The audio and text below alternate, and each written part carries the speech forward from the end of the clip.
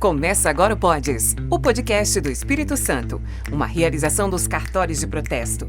Aqui conversamos com lideranças, empresários e empreendedores e profissionais que contribuem para o desenvolvimento empresarial do nosso estado. Olá, seja muito bem-vindo, seja muito bem-vinda ao Podes, o podcast do Espírito Santo. Eu sou o Ruben Rochel e estarei com vocês acompanhando esse nosso bate-papo. E hoje nós recebemos aqui no nosso estúdio o secretário de Agricultura, Abastecimento, Aquicultura e Pesca do Espírito Santo, Enio Bergoli. Secretário, seja muito bem-vindo ao Podes. Obrigado, prazer falar com vocês. Secretário, para a gente começar nosso bate-papo aqui, como é que o senhor descreve o momento atual do agro aqui no Espírito Santo? O Espírito Santo tem no agro uma das forças propulsoras de sua economia. Hoje, pelo menos 80% dos municípios capixabas, sobretudo os municípios pequenos e médios do interior, não é? Tem no agronegócio, ou seja, na agropecuária e seus negócios associados, né, uma fonte muito dinâmica e importante na geração de emprego, de renda. Né?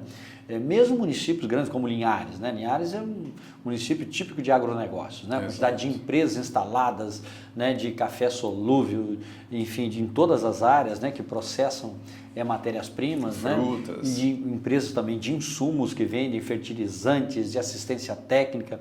Então há uma movimentação muito grande. Agronegócio é isso, é o agro e os negócios associados. A gente vive um momento muito importante, né? Lógico que sempre tem desafios, mas assim, nos últimos anos nós crescemos muito, porque as principais culturas e atividades agrícolas, né, estão com preços bem favoráveis. Exatamente isso que eu ia perguntar. E quais são esses principais produtos do agro aqui no Espírito Santo? Primeiro a gente precisa situar, né, que nós temos um estado muito pequeno em termos de dimensões territoriais, né? Menos de 0,5% da área do Brasil. Né? Não era para se esperar que o Espírito Santo tivesse uma importância tão grande no agro, porque o território é pequeno. Mesmo assim, né, o Espírito Santo é o maior produtor de café Conilon do Brasil, que é aquele produzido nas regiões mais quentes, mas também um grande produtor de café arábica, que é aquele produzido nas regiões mais frias. O Espírito Santo também é o maior produtor e exportador de pimenta do reino do Brasil, né, mais de 60% das exportações nacionais. Também somos os maiores produtores e exportadores de mamão do Brasil, né? E também disparadamente maiores produtores e exportadores, né? Quando eu falo exportação, é para outros mercados além do país, né? De gengibre do Brasil. Então, assim, mas também é muito importante na exportação de carne bovina, de carne de frango, de ovos, de álcool, de chocolate derivado de cacau. Sim, chocolate é agronegócio. O que é chocolate? Cacau, em que o Espírito Santo é o terceiro produtor do Brasil, açúcar, leite, amêndoas, isso tudo é agro, né? Exato. O que é agronegócio? O que é uma agroindústria? É aquela indústria que processa eminentemente matérias-primas do agronegócio. Então, nós somos uma máquina de produção, agregação de valor e exportação de produtos. No ano passado, por exemplo, os produtos do agro capixaba, os nossos cafés, seja café, né, não processado ou café solúvel, né? Nós somos grandes produtores, nós temos 3 grandes empresas de café solúvel aqui no Espírito Santo, a nossa pimenta, né, o nosso mamão, né, o nosso gengibre, álcool, enfim, carne bovina. Esses produtos chegaram em 125 países, né? Mais de 22 bilhões de reais exportados. Nós temos aqui no Espírito Santo talvez a economia agrícola mais aberta do Brasil. E é isso que diferencia, de repente, o Espírito Santo de outros estados? Sim, é porque assim, nós temos uma condição do quadro natural aqui muito diversificado. Nós temos praticamente todos os terroirs ou todos os ambientes do quadro natural aqui no Espírito Santo. Né? A gente sabe que subindo a serra, bem pertinho aqui, já temos clima de altitude.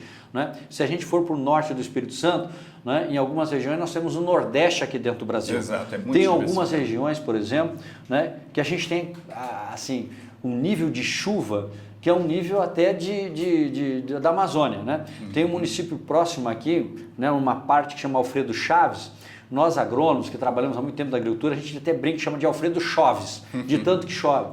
Tem regiões ali que chove igual a Amazônia. Então nós temos aqui regiões secas, regiões chuvosas, regiões com temperaturas mais amenas e com temperaturas mais elevadas. Então nós temos aqui ambiente do quadro natural, apesar de ser pequeno em dimensão territorial, para produzir praticamente tudo que o Brasil produz. E eu sempre brinco com as pessoas, olha, quem tem pouco tempo, quem vem de um outro país para visitar o agro brasileiro, né, que venha ao Espírito Santo, porque num espaço muito pequeno nós temos praticamente todas as expressões do agro nacional aqui no estado do Espírito Santo. Pensando nisso, secretário, como é que a gente pode vislumbrar o futuro do agro aqui no Espírito Santo? Olha, o futuro do agro no Espírito Santo, os desafios que a gente tem são os mesmos, né, desafios que o agronegócio brasileiro tem. Né? O Brasil é o maior exportador de alimentos líquidos do mundo, né, em relação ao que produz. Mas nós temos uma dependência muito grande de insumos que vêm de fora. Né? Cerca de 80% dos fertilizantes, né, é de material que vem de fora, o pessoal moe aqui e faz o adubo. Então, assim, percorrer, né, pela linha de bioinsumos, né, que são mais sustentáveis como um todo, né, a partir de matérias-primas nossas mais, né, contemporâneas e reduzindo essa dependência externa, é algo que a gente tem que perseguir. E estamos perseguindo isso, né? Quando eu falo bioinsumos, não é só para nutrição de plantas, também para controle de pragas, doenças, né? Ou seja, nós precisamos ter uma agricultura mais sustentável. Quando nós tivemos, por exemplo, pós-guerra no mundo, né, da última guerra, as pessoas, o mundo, né, como um todo, os consumidores, queriam mais saciar a fome, que o mundo passava fome. As décadas foram passando, né? Nos últimos 25, 30 anos, as pessoas optaram muito pela qualidade. E agora, de uns 10 anos para cá, né, os consumidores do Brasil e do mundo, né, além da qualidade, tem uma relação muito forte com a sustentabilidade. Quer saber onde está sendo produzido aquele alimento, né? Se as condições do quadro natural, se o meio ambiente está sendo preservado, se os colaboradores ou empregados, né, estão em dia com as obrigações sociais e trabalhistas. Né? Então, assim, há todo um conjunto. Não basta apenas hoje saciar a fome das pessoas. Se espera muito mais do agro, né? Em especial essa questão da sustentabilidade, que às vezes, né, é compreendida de forma equivocada por muitas pessoas. A sustentabilidade não é um quesito apenas que se refere à parte ambiental. A sustentabilidade ela é ambiental, sim, ela é econômica e é social. Né? Obviamente nós temos que produzir, né? Os produtores produzir o café, né, com tecnologia, com ciência, né, para gerar renda, né, para ter custos mais baixos, né, e uma rentabilidade maior. Com isso, né, este produtor rural consegue ter os seus colaboradores e empregados bem remunerados, porque ele está sustentável economicamente. Aí ele cumpre, né, o papel da sustentabilidade social. E também tem que cuidar, né, do ambiente do quadro natural. Porque a agricultura é uma indústria de produção de alimentos que utiliza os recursos naturais. Nós utilizamos o solo, por exemplo, que é um dos ambientes do quadro natural. Utilizamos a água, né, porque a gente precisa fazer irrigação. Aliás, o Espírito Santo é o estado em que o maior percentual de suas propriedades são irrigadas. Isso é tecnologia na veia. E, obviamente, um produtor, sendo sustentável economicamente, ele vai poder cuidar do social e também da proteção do solo e da água, né, da biodiversidade. A gente sempre costuma falar em nossas abordagens e palestras que um produtor, né, que esteja, né, que ele esteja, digamos, no verde economicamente, né, ele vai cuidar também do verde ambientalmente. Se ele estiver no vermelho, ele não cuida do verde ambiental. Então, por isso que a sustentabilidade ela tem que ser vista por várias frentes. Né? Afinal de contas, os produtores não têm contra-cheques, eles precisam empreender, produzir e ser sustentáveis ao longo do tempo. Perfeito. Secretário, nessa linha, políticas públicas voltadas para essa questão? Sim, nós somos o único estado do Brasil que já desde 2003, há 22 anos, nós temos um planejamento de longo prazo para o agro. Nós chamamos de PDAG, agora a versão 4. O primeiro foi em 2003, depois teve uma revisitação de ajuste de metas em 2008, depois em 2015 e agora em 2023. E esse não é um planejamento para o agro do governo, não é um planejamento público, é um planejamento de Estado, em que aqui nós temos, né, um dever de casa que é poder público, que também é para as representações dos produtores e para o setor privado. Por isso que funciona muito. Né? Só para você ter uma ideia, né? Nós, assim, nos últimos 10 anos, nós aumentamos em 10 vezes a produção de pimenta do reino.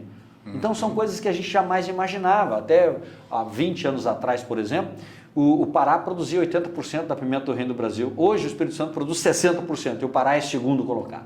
Então, assim, é um dinamismo muito grande. A produção de café Conilon, hoje, 3 a cada 4 sacas produzidas, né, no Brasil são do Espírito Santo, fruto de ciência, de tecnologia aplicada. Né? Quando o INCAPER, que é uma autarquia vinculada à Secretaria de Agricultura, que faz pesquisa, assistência técnica, extensão rural, aliás, é o meu órgão de origem, que eu sou concursado de lá. Vamos falar disso também. Quando lançou as primeiras variedades clonais de café Conilon, em 93, por exemplo, a produtividade, ou seja, a produção por área, por hectare de café Conilon era de 7 sacas. Hoje nós temos produtividade de alguns clones, de algumas lavouras, de 200 sacas por hectare. Não é? A média da região norte acima de 80 sacas por hectare. Então, assim, sem ampliar a área, nós estamos ampliando muita produção por área e sendo competitivos. Isso é fruto de ciência e tecnologia gerada no Espírito Santo e adotada na prática pelos nossos produtores e produtoras. Um território tão pequeno produzindo tanto. Exatamente. Secretário, agora mudando um pouquinho aí, a gente teve essa questão do tarifaço, né? Como é que isso impactou aí na produtividade do Espírito Santo? Assim, primeiro, né? O impacto ele é diferenciado em função das cadeias produtivas. Sim. Né? A gente deve registrar também que os Estados Unidos são realmente um grande mercado. Os norte-americanos, eles pagam bem e não são tão exigentes, por exemplo, quanto os países da Europa. Né? Então sempre foi um mercado muito importante. Nós exportamos no ano passado 3,6 bilhões de dólares de produtos do agronegócio. Exato. Cerca de 800 milhões de dólares, ou seja, mais de 20%, cerca de 23% do que nós exportamos, né, de produtos do agro vão para os Estados Unidos. E olha que nós chegamos em 125 países, mas um país, que são os Estados Unidos, concentra mais de 20% das nossas exportações. Portanto, é um mercado extremamente relevante. Né? Mas assim, celulose, que o Espírito Santo é um grande exportador, praticamente não afetou. Ela entrou na lista de exceção. Café, né? Nós, com relação ao café solúvel, o que é o café solúvel? A matéria-prima do café solúvel é o café Conilon. Sim. Assim, nós temos mercado, né, diversificado, mas mais de 30%, 37% é destinado para os Estados Unidos. Também houve uma continuidade. Né? Café grão cru, né?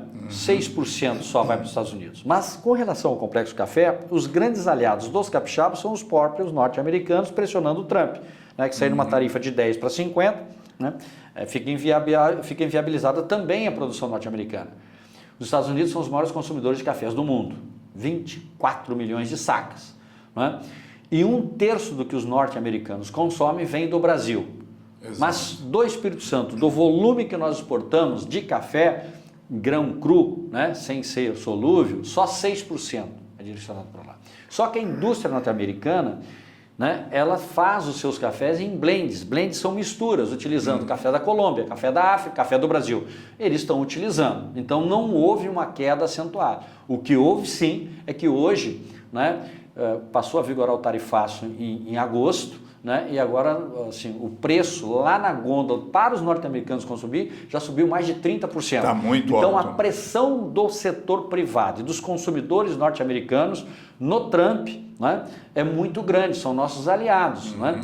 Hoje nós estimamos que tenha mais de 2.200.000 norte-americanos empregados no arranjo café nos Estados Unidos, na indústria ou nas cafeterias. Né? Então, mesmo com os 50%, a gente acha que isso vai arrefecer e não está prejudicando tanto. O que prejudicou realmente o tarifaço do Trump? Alguns setores. Ovos, por exemplo.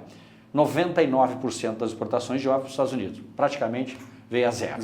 Então é uma preocupação. Pescado, entre 98% e 100% dos Estados Unidos. Né? Nós temos um arranjo de exportação ali em Itaoca, Itaipava, Piúma, de pesca, que é muito importante. É pequeno no comércio internacional de peixe, mas para o Espírito Santo é relevante. Então praticamente despencou. Mas de julho, que foi o último mês antes do tarifaço, para agosto, nós caímos pela metade das exportações. Né? Então é um setor. Ovos, pescado, gengibre, cerca de 1/3 das nossas exportações, somos os maiores exportadores do Brasil, né, são direcionados para os Estados Unidos. Também tivemos queda, né? Mamão, um pouco menos. Nós temos entre 11% e 14% de exportações de mamão para os Estados Unidos, mas também tem uma quedinha. Então, assim, afetou de forma diferenciada. O que a gente imagina, né, é que as negociações bilaterais entre os países, elas devem ser regidas, né, pela diplomacia. Por isso que existe a diplomacia.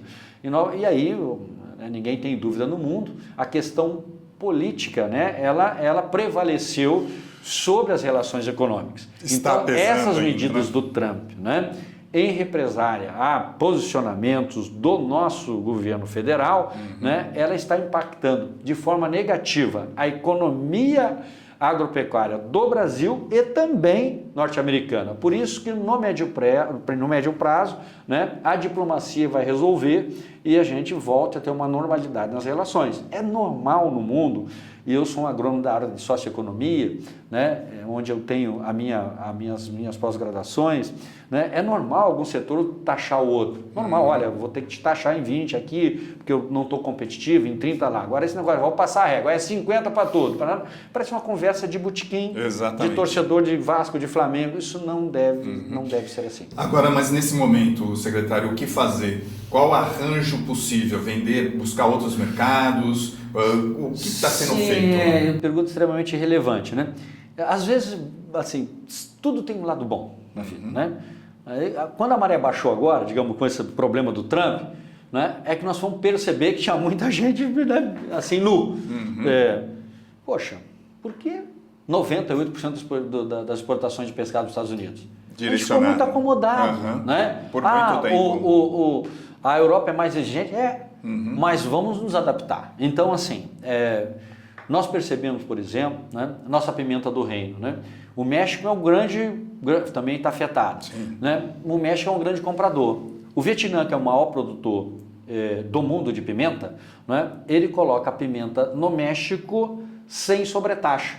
E nós, quando vamos entrar no México, a nossa pimenta capixaba entra com 10%. Ora, vamos conversar com o México, isso não tem nada a ver com o mercado norte-americano. Olha, eu quero igualdade com o Vietnã. E assim, o nosso café solúvel, né, quando entra na Europa, tem uma taxa de 9%. O Vietnã sempre na nossa vida, né? Também é o maior produtor de café Conilon. Pequenininho Entra com zero. Então, assim, a gente percebeu, né, que a gente precisa negociar melhor, né, com outros países também. E isso está sendo feito. Também, né, nós temos algumas medidas compensatórias de crédito mais facilitado e subsidiado para esses setores que estão mais afetados, né, a prioridade do crédito subsidiado. Também o governo já está publicando, vai publicar no dia 5, né? Dia 5 é segunda-feira? Dia 6. Dia 6 de outubro, possivelmente, já sai aí uma publicação com relação à liberação de créditos acumulados de ICMS para esses segmentos. O governo federal também está liberando com relação aos tributos federais. Nós estamos colocando algumas medidas compensatórias para esses setores afetados irem competindo até que haja uma razoabilidade nas negociações bilaterais que são entre os dois países, né? Que na verdade é pela diplomacia do Brasil e dos Estados Unidos. Nós, como um ente federado, como um governo de Estado, a gente só propõe, faz os estudos, né, para que o governo federal negocie melhor. Secretário, mármore e granito também entra nisso? Não é agro, né, o mármore e granito, mas assim, foi resolvido grande parte, né? Mas assim, porque o setor de rocha tem vários tipos de rocha, né? Pois é. Mas uns 60% ou 70% de determinados materiais já está entrando normalmente, mas ainda falta um pouco de negociação. Vamos falar aí um pouquinho de mudança climática. Como é que isso tem afetado as diversas regiões? Porque, como o senhor disse, o Espírito Santo tem diferentes culturas em diferentes lugares dentro do estado que é pequeno. Como é que essas mudanças climáticas têm afetado essas culturas? Olha, as mudanças climáticas elas são visíveis, né? Não precisa ser direita, de ser de esquerda, né? Assim, basta vivenciar o dia a dia. Eu lembro perfeitamente, eu era secretário de Agricultura também na ocasião, em dezembro de 2013, nós tivemos a maior chuva da história do Espírito Santo. Exato. Um absurdo. Depois, a partir de final de 2014, um ano depois, e que durou até 2017, nós tivemos de final de 14 até 2017 a maior seca da história. Com um ano depois. Depois nós tivemos aquele monte de chuva e conha. Agora, em 2023, nós tivemos numa noite lá em Mimoso do Sul mais de 500 milímetros de chuva. Então, entre outubro e dezembro também de 2023, nós tivemos, né, em regiões do norte, né, nesses meses, temperaturas até 5 graus acima da média esperada para o período. Então, assim, a gente brinca e fala, está de vaca não reconhecer bezerro. Né? Ou seja, não tem como ter negacionismo com relação a isso. Né? Porque tem muita gente que faz um embate ideológico sobre isso. Elas estão aí. Né? O que a gente tem feito muito? Bom, do caso de falta de chuva, nós temos aqui uma área irrigada muito grande. Nós temos aqui o governo do estado, por exemplo, criamos recentemente uma linha de crédito para a construção de barragens altamente subsidiada. Né? A taxa Selic de juros do Brasil é de 15%. Nós criamos com 4% ao ano para a agricultura familiar e 6% ao ano de juros para outra agricultura. O governo, com o recurso do governo do estado, a gente financia a construção de barragens, por exemplo. A temperatura é um problema hoje grave. Por quê? Sempre, historicamente, a gente associou perdas ou de safra ou safras melhores com a chuva. Exato. Não é mais assim. Né? Por exemplo, para a cafeicultura, não é isso. Nós temos uma cafeicultura praticamente 100% irrigada, a cafeicultura de Coronel no Norte. A temperatura, que é difícil de controlar, né? Claro que a gente pode desenvolver variedades mais tolerantes e resistentes, mas é o nosso grande dificultador. Né? Inclusive as pessoas falam, olha, o café Conilon está subindo a serra, ou seja, está indo para os ambientes mais frios, porque né, assim, as mudanças estão aí. Então é um dos grandes desafios que a gente tem, isso é um desafio que é capixaba, que é do Brasil e que é do mundo como um todo. São programas de adaptação climática. Exato, e o Espírito Santo tem, né, de adaptação e de mitigação. Nós, por exemplo, né, nós estamos com um programa de desenvolvimento sustentável da cafeicultura, por exemplo, que nós temos como meta chegar a 35 mil propriedades com currículo mínimo de sustentabilidade, né, de proteção e tal, para conviver com isso. Né? E são muitas ações, nós temos o programa de agricultura de baixo carbono, mas o fato que dentro desse aspecto das mudanças climáticas, né, e aí fazendo algo, uma associação com a sustentabilidade, a agricultura tem um papel muito importante, né? Que dos setores econômicos é o único que pode reduzir as emissões de carbono, né? Lembrando que o carbono é um dos elementos fundamentais de aquecimento global, de mudanças climáticas, então a gente pode reduzir as emissões e ainda, né? Ou seja, as plantas elas sequestram carbono. Então a gente pode ter modelos mais sustentáveis para sequestrar mais carbono. Os demais setores da economia, eles só podem diminuir a emissão, eles não sequestram o carbono. Então hoje ainda a agricultura, né, é remunerada, digamos assim, pela sua capacidade de produzir alimentos.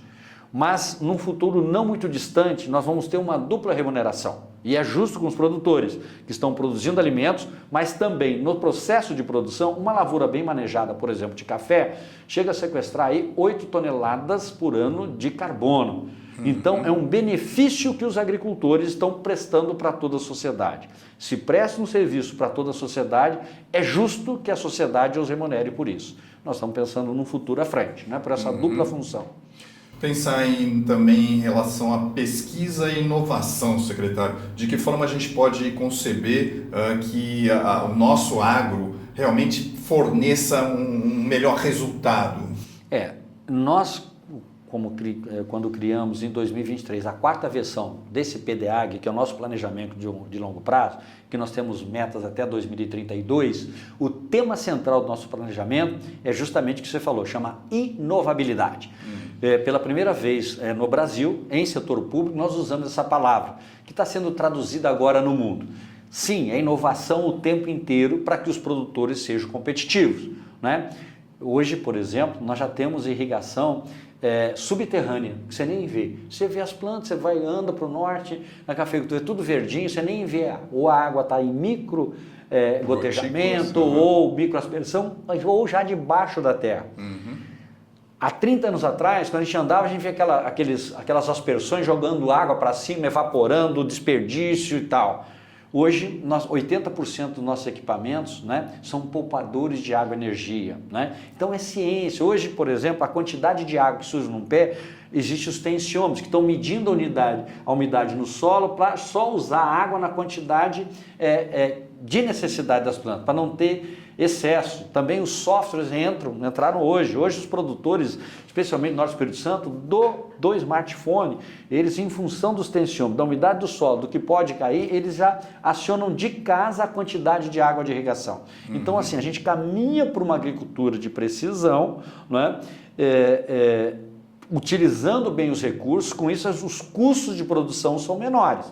Né? Ou seja, ou se vai no caminho da inovação, da ciência e tecnologia, vai estar fora do mercado. Só, conforme eu já falei, além disso, né, o mundo requer a sustentabilidade, né, o cuidado com a biodiversidade. Afinal de contas, a agricultura ela produz em ambiente do quadro natural. E quais são os principais programas aí, secretário, de incentivo a essa agricultura sustentável? Nós temos nosso programa de desenvolvimento sustentável da cafeicultura, também temos da pecuária, temos um programa de crédito aqui no Brasil. Aliás, só o Espírito Santo cresce, né, em aplicação de crédito. O crédito rural é um grande termômetro que indica o dinamismo de uma atividade. Isso vale para qualquer setor da economia, né? No ano passado nós crescemos 23% a aplicação de crédito aqui e o Brasil decresceu 13%, para você ter uma ideia, né? Então no ano passado as nossas exportações do agronegócio cresceram 69%, o Brasil ficou estável. Então a gente tem um dinamismo muito grande. Então nós temos um programa de crédito que é importante, né, para os produtores. Nós temos assim um programa também importante para a agricultura familiar. O que é agricultura familiar? É aquela que produz em pequenos espaços, né? Normalmente com a mão de obra da família. Em período de colheita se admite, né, contratação de mão de obra eventual, chama até 4 módulos fiscais de terra. O módulo é uma quantidade pequena de terra, né? Então essa agricultura aqui, ela predomina no Espírito Santo. 75% das nossas propriedades são da agricultura familiar, mas são competitivas, né, que produzem quantidade. São pequenos produtores, né, pequenos em área, mas gigantes na produção. E aí nós temos assim um amplo programa de assistência técnica, de pesquisa direcionada para essa agricultura. Porque o médio grande produtor, ele vai atrás da informação e do conhecimento. Para a gente igualar o desenvolvimento para todos, por isso que a gente tem órgãos de apoio, o IDAF, o INCAPER, que faz pesquisa e assistência técnica, o IDAF, que faz defesa, inspeção, fiscalização, né, tem como um público, né, direcionado o agricultor familiar, vai nele. Os demais públicos nos procuram. E esse agricultor, esse pequeno agricultor, o agricultor familiar, tem buscado esse conhecimento? Sim, tanto né, se a gente comparar a nossa agricultura familiar do Espírito Santo com a agricultura familiar, por exemplo, do Nordeste do Brasil, a agricultura familiar do Nordeste do Brasil é uma agricultura de subsistência. Produz basicamente mandioca, arroz para alto consumo. Nós não. 95% da produção de gengibre, em que o Espírito Santo é o maior exportador do Brasil, vem da agricultura familiar. Mais da metade da produção de café, que o Espírito Santo é o segundo maior exportador de café depois de Minas Gerais, vem da agricultura familiar aqui no Espírito Santo. Então a nossa agricultura familiar é uma agricultura de mercado, né? Ou seja, diferente de outras regiões. O governo também tem buscado aí parcerias, né, com algumas organizações ambientais. Como é que está sendo esse trabalho, secretário? Olha, ninguém trabalha isolado e dissociado, né, de um arranjo produtivo. Hoje nós temos parcerias, né, dentro do Brasil, fora do Brasil, né? Temos parceria, né, por exemplo, agora mais recentemente assistindo uma parceria com o programa All Invest, né, que é financiado pela União Europeia, que vê no Espírito Santo um exemplo a ser copiado pelo Brasil e por outros países, né, por conta do nosso programa, por exemplo, de sustentabilidade de café. Né? Então, assim, nós temos cooperação com os diversos órgãos do Brasil e do mundo. Com empresas privadas também, os grandes grupos privados, né, que comercializam o nosso café, Nestlé, por exemplo, que é um grande grupo privado, a Olam é um outro, né, grande grupo privado que compra cafés aqui no Brasil. Eles, obviamente, eles têm um mercado de clientes que exige sustentabilidade. Então, eles têm parceria conosco também nos diversos programas que a gente conduz.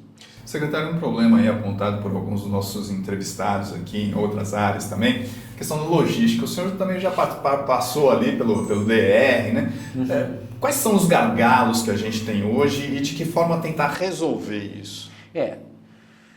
A infraestrutura e logística, né, talvez seja um dos grandes gargalos do Brasil como um todo e Espírito Santo na esteira. Por exemplo, nós já tivemos ano passado, né, dificuldade de exportar café por congestionamento de portos.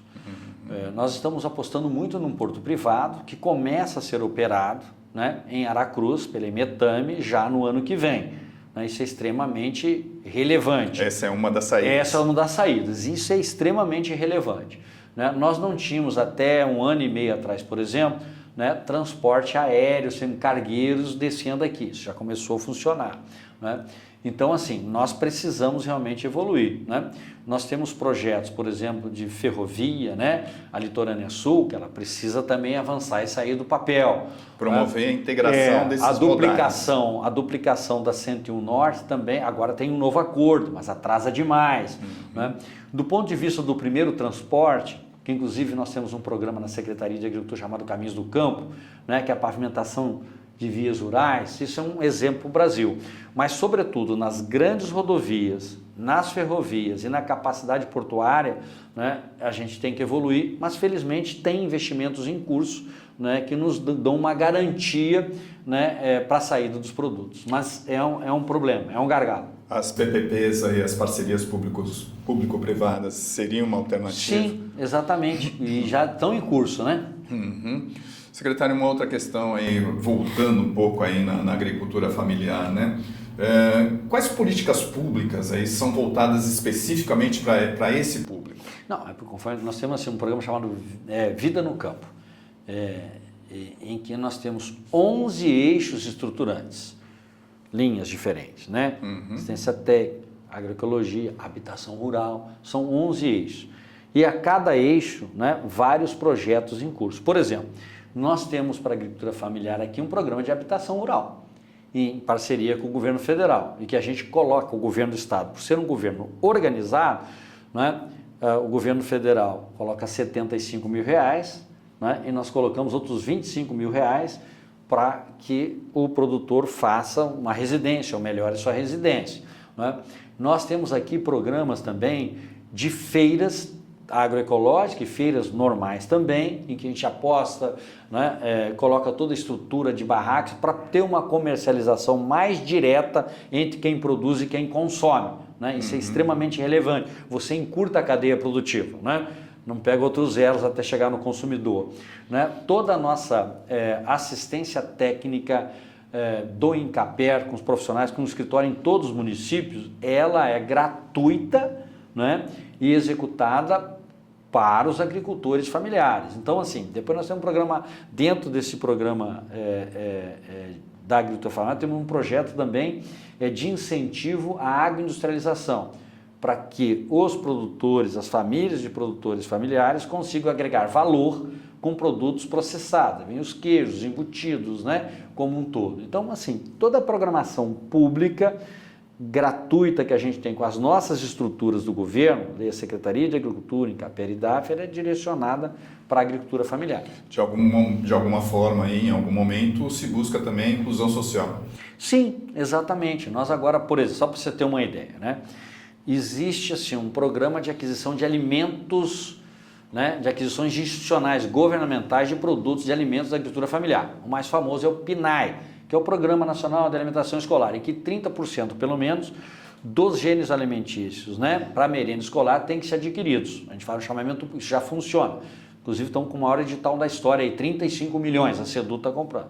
Existe também uma outra compra direta da agricultura familiar, que é através da Secretaria de Assistência Social, que compra alimentos da agricultura familiar e coloca nas comunidades, nas pessoas do CAD único, de baixa renda e tal. E agora, recentemente, nós fizemos um projeto de lei, Secretaria de Agricultura, encaminhamos à Assembleia, já foi aprovado na Assembleia, em que aqui no Espírito Santo, o único lugar do Brasil, todos os órgãos da gestão pública estadual terão que garantir pelo menos 30% do que já gastam com gêneros alimentícios em aquisições da agricultura familiar. Isso abre um mercado extremamente relevante em 2 pontos principais, porque a maioria das organizações compram café, mas já é uma compra significativa, e açúcar. Mas nós temos um sistema prisional, temos 24 mil detentos que tomam café de manhã, que fazem lanche, que almoçam e que jantam. Então, e hoje todas as unidades prisionais já têm cozinha própria. Então vão adquirir produtos dessa agricultura familiar que mais precisa. Nós temos aí, acho que 13 grandes hospitais públicos também. Então, assim, se hoje nós compramos em aquisições governamentais cerca de 50 milhões de reais, com essa lei colocando todos os órgãos, nós vamos passar a comprar por ano cerca de 100 milhões de reais de produtos da agricultura familiar capixaba. Ou seja, direcionamos a compra para aquele público, né, que mais precisa. É uma inclusão direta ainda. Exatamente. Secretário, mudando um pouquinho aí, pensando em futuro, o que a gente pode pensar em produção de novos cultivos? O Espírito Santo ele vai se especializando em algumas frentes, né? Por exemplo, a frente de produção de hortaliças. Quem vai para a região serrana, né, se você sobrevoar, você vai ver uma agricultura mais protegida. São casas de vegetação, né? Hoje, praticamente, o pimentão, grande parte do tomate já é cultivo protegido, né? Dentro de estufas, casas de vegetação. Então, isso é uma tendência de a gente ter uma produção de hortaliça cada vez mais de alta tecnologia. Quando você bota na estufa, você reduz a aplicação de agrotóxicos, o produto tem melhor qualidade. Então essa é uma tendência. Uma outra tendência forte é o Espírito Santo cada vez mais se consolidar como um polo de especiarias, né? Com as nossas pimentas do reino, que somos os maiores produtores, com a pimenta rosa ou aroeira, que o Espírito Santo também é um produtor, mas Jamaica e outros tantos, naquele arranjo no norte, em torno de São Mateus. Uma outra questão é a evolução fantástica que vai continuar de qualidade, que a gente chama de café de boutique, né, da nossa região serrana, produtora de arábica, e do Caparaó, capixaba, com produtores, aí, com produtos de café gourmet.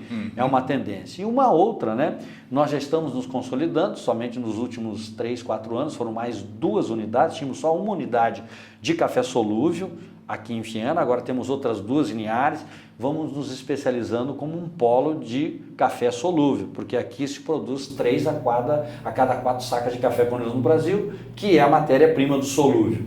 Né? Então, assim, esses arranjos eles vão acontecendo. E a pecuária de leite, cada vez mais, uma tendência a gente ter menos produtores, mas não cair a produção. Mais especializada, com bem-estar animal, né, com novas tecnologias de genética. Nós temos um programa muito importante já, estamos trabalhando com fertilização in vitro, né, dentro da pecuária. Né? Tudo que tem de mais moderno no mundo. Temos um programa altamente subsidiado para pecuarista familiar, para que a gente melhore o padrão genético do animal, produza mais leite e dê mais renda. Enfim, né, a especialidade, a inovação é um caminho sem volta. Obviamente sempre associado à sustentabilidade dos processos de produção. Agora, secretário, caminhando aí para o final aqui do nosso bate-papo, como é que um gaúcho de Cruz Alta veio parar aqui no Espírito Santo? Olha, eu tinha 16 anos de idade, né, e o meu irmão mais velho, ele é militar. Aí ele veio servir aqui no 38º Batalhão de Infantaria.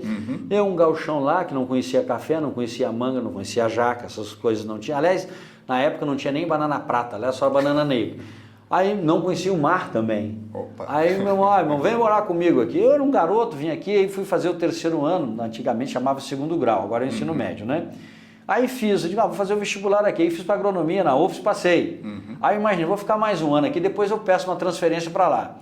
Neste 2º ano que eu estava aqui, já fazendo, né, e tentando transferência, o meu irmão foi transferido para o Amazonas, foi para a Colômbia, voltou para o Rio Grande do Sul, e aí a gente não sabe. Fui ficando, não consegui transferência para o Rio Grande do Sul, formei aqui, fui trabalhando aqui, entrei no estado e a vida passa. Hoje eu sou, né, os meus irmãos moram todos no Rio Grande do Sul, pai e mãe no Rio Grande do Sul, e eu já estou aqui há 40 e não sei quantos anos, 45 anos.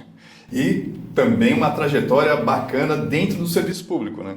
Sim, eu assim, tenho assim, formei, né, trabalhei um ano no privado, em 86 entrei no Incaper, assim, consegui, né, assim, na época, um perfil bastante técnico, ser presidente do Incaper de 2003 a 2008, já fui secretário de Estado de Gerenciamento de Projetos, já fui secretário, né, de Agricultura agora pela 3ª vez, pois fui diretor do DR. Fazer um comparativo aí das vezes anteriores que o senhor assumiu esse cargo e agora. Qual a diferença que o senhor vê? O mundo é muito dinâmico, né? Ou seja, assim, tinha coisas que quando eu assumi lá atrás, né, não tinha uma dimensão tão grande, né?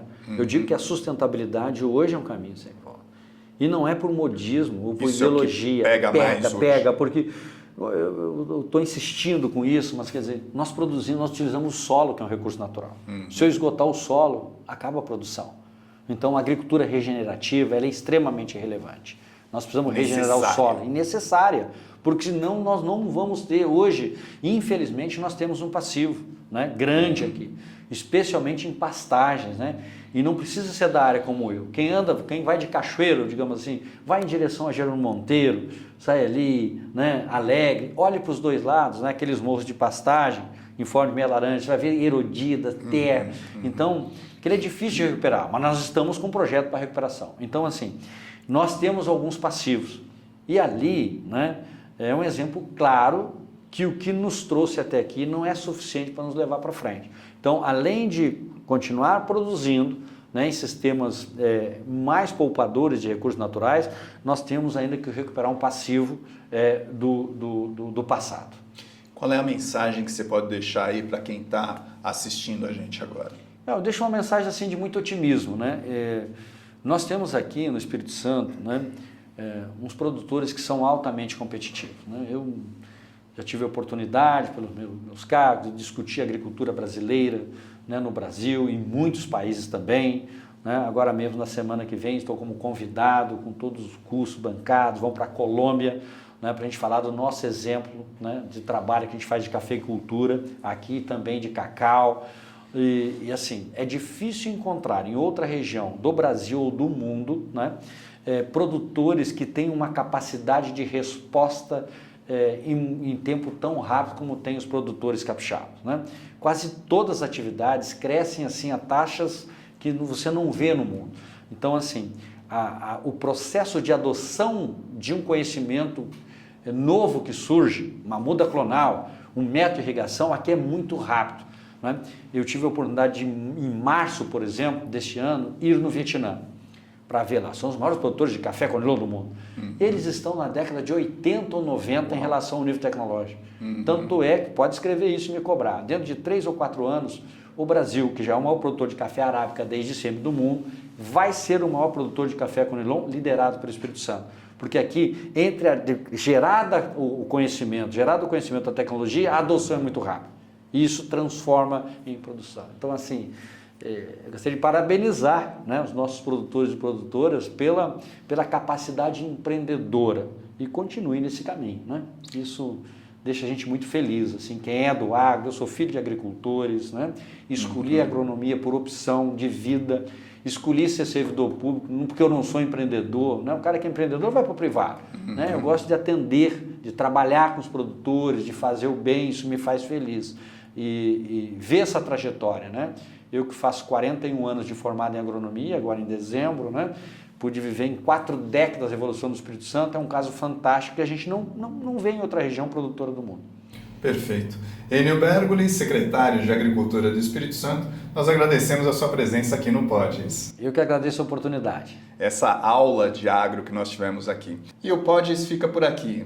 O Pods, que é uma realização dos cartórios de protesto. Até o próximo episódio.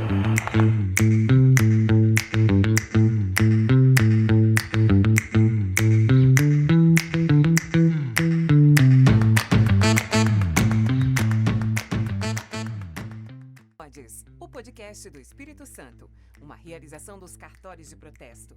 Aqui conversamos com lideranças, empresários e empreendedores e profissionais que contribuem para o desenvolvimento empresarial do nosso estado.